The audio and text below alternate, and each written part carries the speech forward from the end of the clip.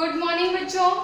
अब हम अपना चैप्टर 7 का सांझ के बूढ़े यानी शाम के बूढ़ों के बारे में हमने चैप्टर पढ़ा था कि वो कैसे एक कुआं रहता है, वहाँ पे बैठते हैं, कोई नंगे बदन में तो कोई सुरती मलते हुए, कैसे वो बातचीत करते हैं, कैसे सांझ की शाम को मोहक बनाते हैं, वो सब हमने इस चैप्टर में पढ़ा था। तो अभी हम इसकी एक्सरसाइज करेंगे। तो हम इसका एक्सरसाइज चैप्टर 7 का स्टैंडर्ड 4 जिसका नाम है सांझ के बूढ़े, उसका पहला क्वेश्चन है निम्नलिखित प्रश्नों के उत्तर दीजिए, यानी जो प्रश्न दिए गए उसके उत्तर लिखना। तो यहाँ क्या लिखा है, संध्या क्यों मोहक होती है। संध्या क्यों मोहक होती है, तो संध्या सांझ के बूढ़े जब कुएं के पास बैठकर मस्त एकदम अपने मशगूल में होकर बातचीत करते हैं तो उससे संध्या और भी मोहक हो जाती है। तो इसमें शॉर्ट में आंसर लिखे तो यही आएगा, सांझ के बूढ़े जब इकट्ठा होकर कुएं के पास बैठकर बातें करते हैं तो संध्या और मोहक हो जाती है। ओके, तो हमारा ये फर्स्ट क्वेश्चन आंसर कंप्लीट होता है। दूसरा है चक्रोट का गांव में क्या उपयोग है। चक्रोट का गांव में क्या उपयोग है, तो दक्षिण दिशा की ओर जाने के लिए चक्रोट का उपयोग होता है। ओके, अब हमारा थर्ड क्वेश्चन है संध्या के समय पुराने गांव के कुओं की जगह पर बैठकर लोग क्या करते थे। संध्या के समय पुराने गांव के कुओं की जगह पर बैठकर लोग क्या करते थे, तो संध्या के समय पुराने गांव के कुओं की जगह पर बैठकर लोग मशगूल होके अपने में बातचीत करते थे। ओके, अब हमारा फोर्थ क्वेश्चन है गांव और वहां के लोग क्यों बदल गए। गांव और वहां के लोग क्यों बदल गए, तो इसमें आएगा जो बूढ़े गांव की संध्या का मोहक बढ़ाते थे वो भी नहीं रहे और वो कुएं की जगह पर एक बड़ी पंपिंग सेट फाउंडेशन खड़ा हो गया, जिसकी वजह से वहां के लोग भी बदल गए थे। ठीक है, तो यहाँ पे यही आएगा, गांव और वहां के लोग इसलिए बदल गए हैं कि वो बूढ़े भी नहीं रहे और वो कुआं भी नहीं रहा, इसलिए गांव के लोग बदल गए। अभी है गांव में पंपिंग सेट क्यों लगाए जाते हैं। गांव में पंपिंग सेट क्यों लगाए जाते हैं, तो खेतों में पानी डालने के लिए गांव में पंपिंग सेट लगाए जाते हैं। ठीक है, अभी छठा है लेखक को क्या देखकर सुखद धक्का लगा। तो लेखक ने देखा न वो गांव रह गया है, न वो सांझ की बूढ़े रह गए हैं, ना वो कुआं रह गया है जहाँ पे वो बैठकर कुछ बातचीत करते थे, उसकी जगह एक पंपिंग सेट फाउंडेशन खड़ा हो गया है। तो ये सब बदलाव देखकर लेखक को धक्का लगा। तो इसका शॉर्ट में आंसर हम लिखेंगे गांव के लोग बदल गए हैं, यह देखकर लेखक को धक्का लगा। ओके,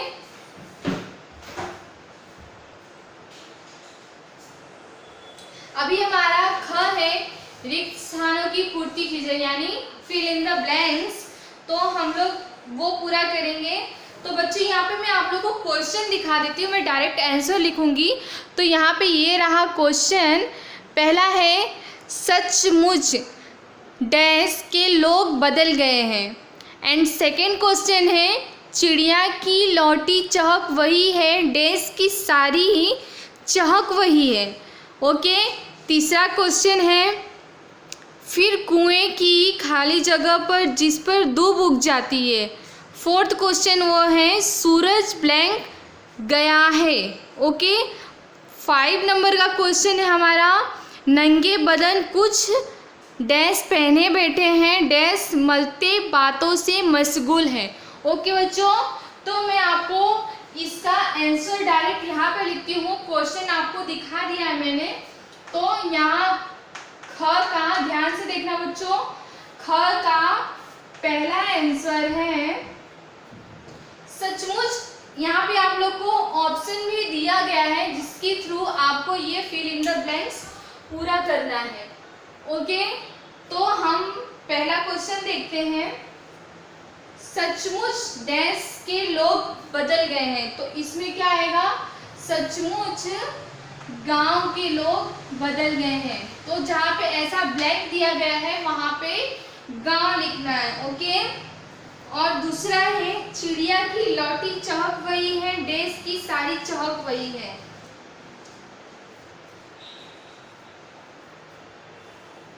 चिड़ियों की लौटी चहक वही है, डैश की सारी चहक वही। तो दूसरे में आएगा चिड़ियों की लौटी चहक वही है, मौसम की सारी चहक खूबसूरती वही है।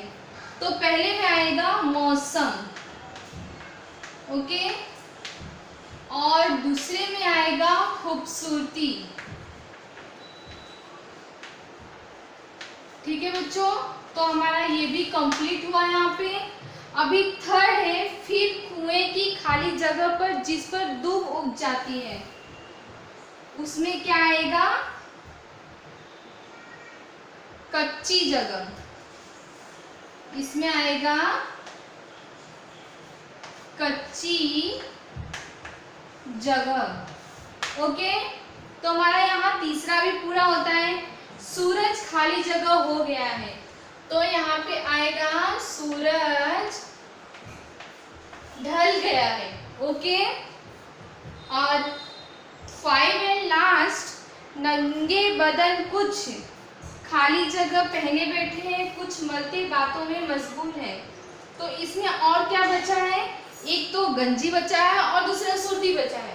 तो पांचवे में आएगा फर्स्ट में गंजी। ओके, नंगे बदन कुछ गंजी पहने बैठे हैं, सुरती मलते बातों से मशगूल है, और दूसरे में आएगा सुरती। ओके, तो देख लो, पहले में गांव, दूसरे में मौसम और खूबसूरती, तीसरे में कच्ची जगह, चौथे में ढल, पांचवे में गंजी एंड सुरती। ओके, आपको यहाँ पे समझ ना आए, लिखा हुआ क्लियर ना दिखे, तो मैं बोल रही हूँ, उन बातों का ध्यान रखोगे तो भी आप अपने क्वेश्चन का आंसर अच्छे से कर लोगे।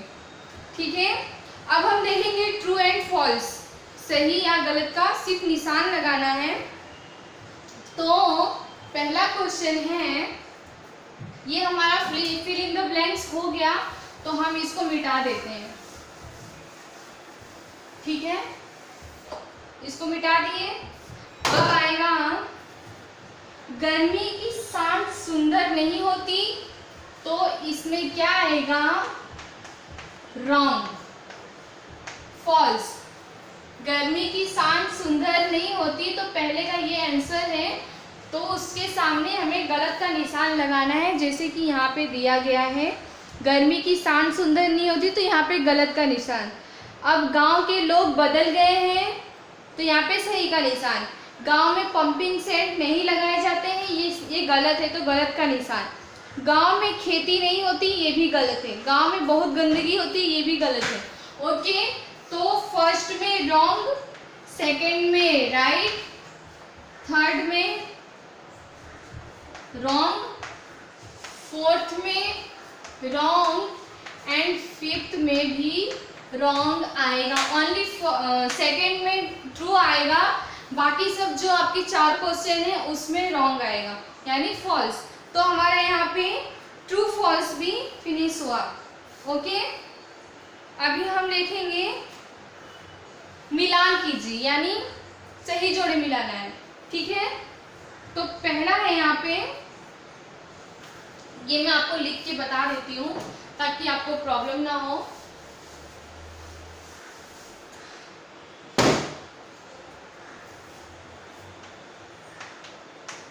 ये अंगा।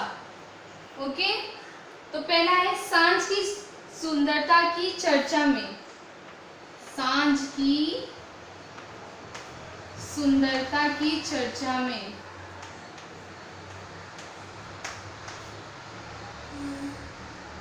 की चर्चा में। एंड सेकंड है गर्मी की सांझ, गर्मी की सांझ।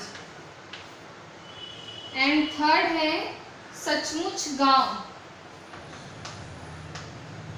सचमुच गांव। फोर्थ है झिंगुर की खनकती, झिंगुर की खनकती। ओके। एंड फिफ्थ चकबंदी की चक्रोड़, चकबंदी की चक्रोड़। ओके। अभी ये हमारा अ हो गया, अभी ये हमारा ब। ठीक है। बहुत सुंदर होती है, इसके सामने लिखना है बहुत सुंदर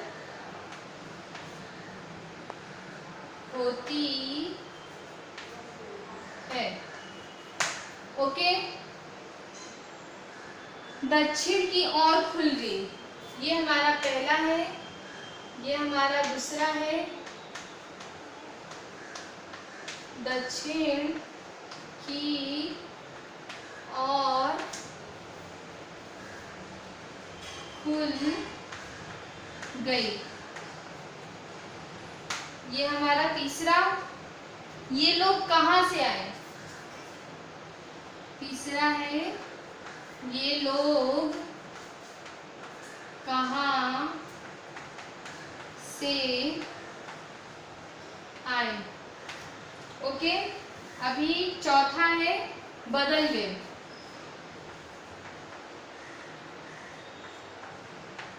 चौथा बदल गए। और पांचवा है सितकार वही है, सितकार वही है। तो बच्चों हमें इसे मैच करना है, तो वर्ड के हिसाब से हम मैचिंग करते हैं। तो पहले हम क्वेश्चन पढ़ेंगे कि इसके साथ कौन सा वर्ड मैच हो रहा है।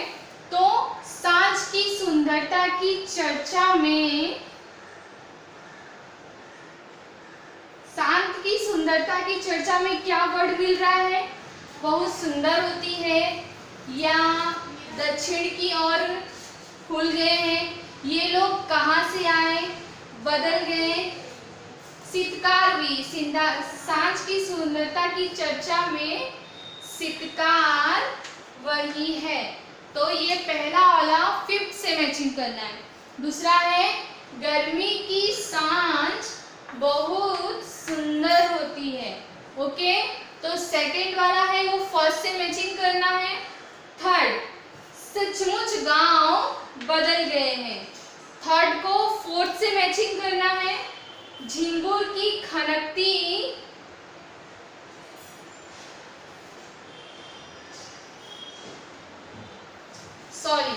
ये फर्स्ट का जो है, ये फर्स्ट का मैचिंग यहाँ पे आएगा थर्ड वाले में, और फोर्थ वाले में आएगा झिंगुर की खनकती सितकार वही है। ओके। चकबंदी की चक्रोड़ दक्षिण की ओर खुल रही है। तो बच्चों हम समझ लेते हैं, सांझ की सुंदरता की चर्चा में ये लोग कहाँ से आ गए, इसमें मतलब फर्स्ट का मैचिंग थर्ड वाले क्वेश्चन से करना है। एंड सेकेंड गर्मी की सांझ बहुत सुंदर होती है, सेकेंड का फर्स्ट से मैचिंग करना है। थर्ड का सचमुच गांव बदल गए। ओके। तो थर्ड का फोर्थ से करना है, एंड फोर्थ का फिफ्थ से करना है, फिफ्थ का सेकेंड से करना है। ठीक है। आप इसको ध्यान से देख लो और इसको आपकी नोटबुक में मैचिंग करना, इसीलिए मैं क्वेश्चन मैचिंग का आपको कराई हूँ, ताकि आप जिसके पास बुक्स ना हो वो मेरी आवाज़ को भी नोटिस कर सके और इसके थ्रू भी वो अपना पढ़ाई आगे जारी रख सके। ठीक है। अभी ये हमारा हो गया, नीचे दी गई पंक्ति पूर्ण विराम। इसमें क में क्या पूछा गया है, नीचे दी गई पंक्तियों में पूर्ण विराम, अर्ध विराम आदि चिन्ह उचित स्थान पर लगाकर पंक्तियों को सुधृढ़ रूप से लिखिए। तो ये जो क्वेश्चन है, ललित ने रामू को खाते देखकर पूछा कि आगे ऐसा चिन्ह करना है, ठीक है। पूछा तुम क्यों रो रहे हो, तुम क्यों रो रहे हो के आगे ऐसा चिन्ह करना है। ओके, मैं ये मिटा देती हूँ ताकि आपको समझ में आए।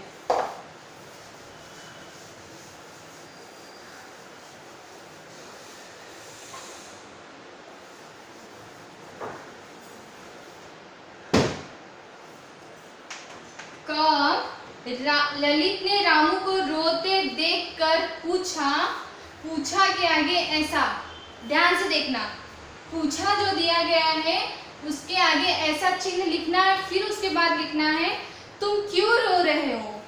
हाँ, तो रो रहे हो के बाद में ये लिखना है, ठीक है। तब रामू ने रोते हुए सारी बात ललित को बता दी के बाद भी पूर्ण विराम। ओके, सोचा तभी राजू इतना प्रसन्न लग रहा था के बाद भी ये। ओके, उसने रामू से कहा कोई बात नहीं, मैं राजू को सबक सिखाऊंगा। किसने कहा, रामू ने कहा, तो उसकी सिखाऊंगा के बाद में भी ये वाला। ओके, तो आपको ये क्वेश्चन लिखना है, फिर उसके आंसर बाद जिसके पीछे मैंने बोला है कि ये चिन्ह लगाना है, उसके पीछे आप अपनी बुक में लगा लीजिएगा। ओके, अभी दूसरा है, नीचे कुछ शुद्ध वाक्य दिए गए हैं, उसको अशुद्ध वाक्य दिए गए हैं, उसको शुद्ध रूप से लिखिए।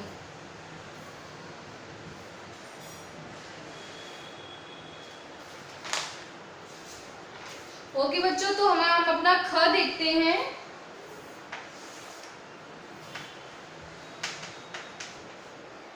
ख में आएगा अशुद्ध, मतलब ढंग से नहीं दिए गए, एक वाक्य में नहीं दिए गए, उसे हमें शुद्ध रूप में लिखना है। मतलब एक लाइन को कुछ आगे पीछे करके दे दिया गया है, उसे हमें सही लाइन में लिखना है। तो जो ढंग से नहीं दिया गया है उसे अशुद्ध रूप कहते हैं, जो हम सही करके लिखेंगे वो शुद्ध रूप होगा।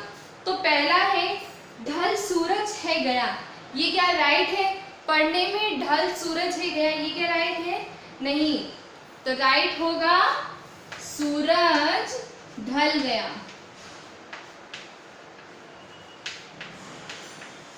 सूरज ढल गया है। मैं आपको डायरेक्ट आंसर बता रही हूँ, क्वेश्चन आपकी बुक में दिया गया है नहीं दिया गया है, तो जो मैं बोल रही हूँ उसके थ्रू आप क्वेश्चन भी जान सकते हैं।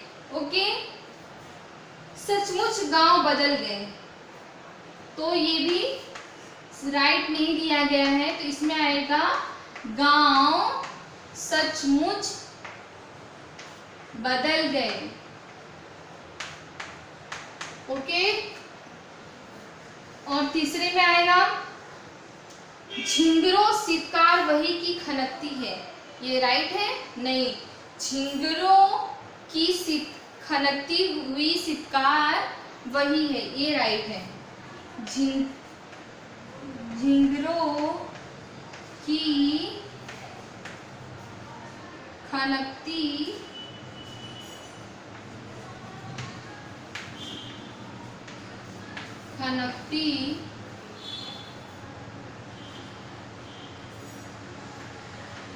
शीतकार वही है। ओके, ये थर्ड भी हो गया।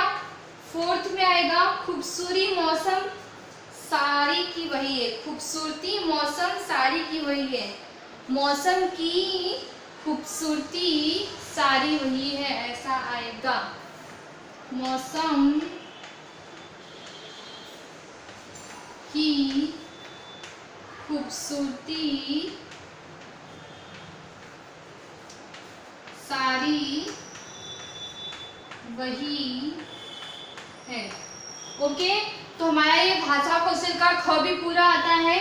पहले में आएगा सूरज ढल गया, दूसरे में आएगा गांव सचमुच बदल गए, तीसरे में आएगा झिंगुर की खनकती सितकार वही है, चौथे में आएगा मौसम की खूबसूरती सारी वही है। तो हमारा ख भी पूरा होता है। प्रस्तुत पाठ में प्रयुक्त विशेषण शब्दों को चुनकर उनका वाक्य प्रयोग करना है। तो ये आपको खुद से करना है। इसमें 4 पॉइंट दिए गए हैं जिसमें से आपको एक वाक्य लेना है और उसका वाक्य प्रयोग करना है। आगे 6 चैप्टर में भी मैंने बताया है कि वाक्य प्रयोग कैसे किया जाता है, तो ये आप खुद करेंगे। ओके, तो अभी हम देख लेते हैं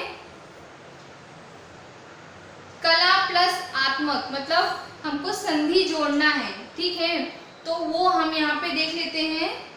कला प्लस आत्मक मिला के क्या होता है? कलात्मक। तो यहाँ पे भावना दी गई है, तो वो संधि हमें जोड़ना है।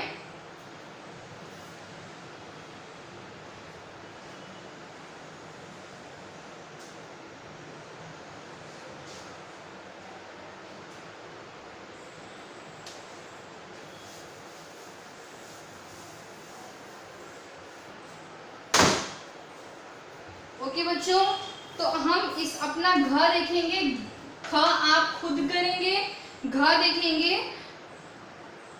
तो हम अपना अब देखते हैं, जैसे कला प्लस आत्मक लिख के कलात्मक कर दिया गया है। वैसे पहला है भावना। भावना का क्या होगा? भावना प्लस आत्मक यानी भावनात्मक।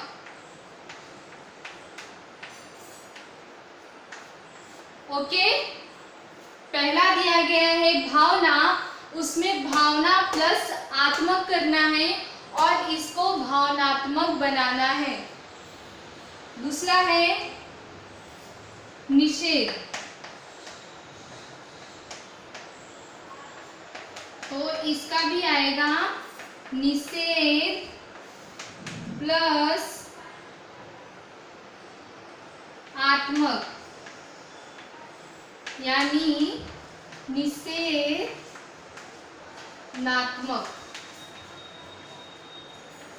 ओके, तो हमारा दूसरा भी कंप्लीट। तीसरा है विचार।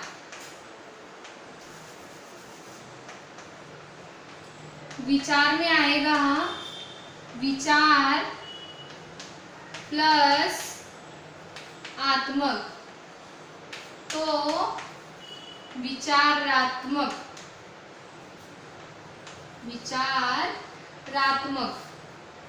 ओके, अभी 5th है शिक्षा।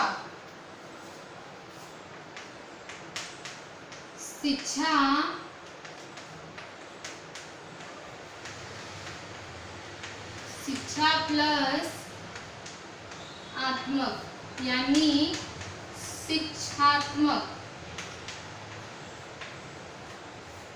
ओके बच्चों, तो हमारा यहाँ पे ये भी पूरा हुआ। भावना प्लस आत्मक भावनात्मक होता है, निषेध प्लस आत्मक निषेधात्मक होता है, विचार प्लस आत्मक विचारात्मक होता है, शिक्षा प्लस आत्मक शिक्षात्मक होता है। ओके, मतलब इसमें सब में आत्मक शब्द लगाना है और उससे वर्ड बनाना है। ठीक है, तो ये हमारा क्वेश्चन घ भी पूरा होता है। अब अंगा मुहावरा लिखना है, तो मुहावरे का अर्थ और उसका वाक्य प्रयोग करना है। ये भी आप खुद करेंगे। ठीक है, तो 2 वाक्य प्रयोग आप खुद करेंगे। एक तो पहला है विश्लेषण शब्दों को चुनकर वाक्य प्रयोग कीजिए, और दूसरा है क्वेश्चन दिया गया है, पहले उसका अर्थ लिखना है, फिर उसके नीचे वाक्य प्रयोग करना है, जैसे कि ये दिया गया है। देखो,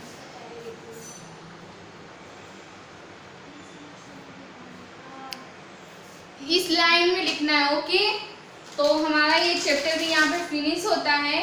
अब हम 8वां माइकल फेराडे अगले नेक्स्ट वीडियो में देखेंगे।